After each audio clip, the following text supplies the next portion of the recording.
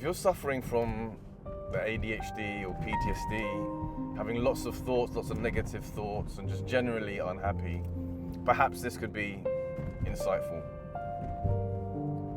One of the things that I found again and again after working with thousands of people and studying their mind and how the mind works is that whether you like it or not, you're thinking all the time. And let me give you an example or something to compare it to. Imagine if in every minute, every 10 seconds, someone slapped you in the face. You're going about your day, you're walking down the street, and then slap in the face. Then you regain focus, and now you're back to listening to your music or to enjoying your walk, then you get slapped in the face. So much so that it throws your attention, it grabs your attention, it hijacks that moment. Well, that's exactly what thoughts are doing. You might think that you're being present, you might think that your concentration is high.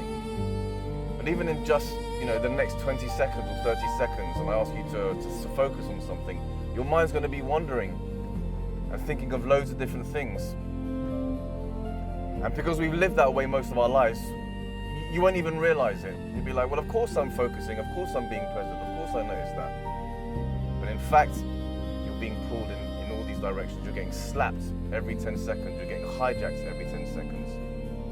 And that's completely normal. So if you're having these thoughts about stuff that's causing you anxiety or stuff that's bothering you, which is normal, right? We can't stop that. Understand that that's just the natural part of being human. You're going to have these thoughts. You can't stop them from arising. Meaning, if I'm driving, I'm having thoughts. Is this video going to be too long? What are people going to think about it? I can't stop that thought. As soon as I notice that, I can apply some of my mindfulness skills and say, is this skillful right now? And it takes training. Right, so the first thing that I do to teach people is I need to show you the chaos. I need to show and I need to prove it to you. Because saying it isn't good enough. I need to show you that whether you like it or not, you're going to have all these thoughts. And the most simple way to do that, and it's the method that I use all the time, is just to film yourself. You set a timer for 5 minutes and do it in a scientific way. Just start saying out your thoughts. If you notice something, say it out. And if you don't, say nothing. And I promise you, I guarantee you that in those 5 minutes, you're going to be saying out loads of different thoughts. And then the beauty of that is you can repeat that experiment as many times and you can prove it to yourself until there's no doubt that these thoughts are going to keep coming regardless. And once you understand that key point, then you can start progressing, then you can take it to the next level. And that's where the mindfulness tools come in, because once you notice that you're having a thought, that's the trigger moment for then you to apply some kind of remediation, whether it's returning to your breath or to some kind of anchor. You're training yourself to say, I've noticed a thought, now let me stop it.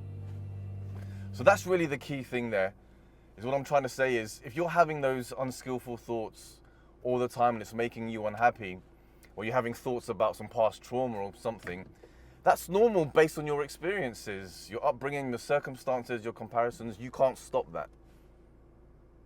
But now, as you're witnessing those thoughts, understand, even if I paid you £1 million, you can't stop that thought from arising. That's okay. But you don't need to stay in the suffering, and that's the key thing. A, realize that you're suffering. B, that you can actually train yourself to not stay in the suffering. Meaning, I can't stop that thought that you're having about the abuse that you used to have. But as soon as you notice it, do you have to have that thought for the next 10 minutes? Or can you stop it within the first few seconds? Right? So it's not saying that that thought goes away, but what we are saying is that rather than letting that thought last however long it usually does, what if we just limit it and start learning? How do we reduce the amount of time we spend in the suffering? And the more that we get into the habit of that, the more we realize, this is actually something that this is actually a technique that I can use again and again all the time. Nervous before a meeting, nervous before a fight. You notice those thoughts. Rather than letting that last half an hour or 10 minutes, let's limit that down to a few seconds. Then you start to take away the power from the thoughts. You start to change the relationship with the thoughts. And again, this sounds quite, I don't know what the correct word for this is, but this sounds maybe a bit wishy-washy, a bit fluffy, a bit abstract. And so don't take my word for it. Set that timer, do 5 minutes, And practice just saying out thoughts. Be that observer. What is going on in my mind? And the better that you get at that, the more you start developing that awareness skill. And that's what this is all about. Being aware of this autopilot prison that you're always in. And then once you're aware of that and you notice the problem, then you can start doing something about it.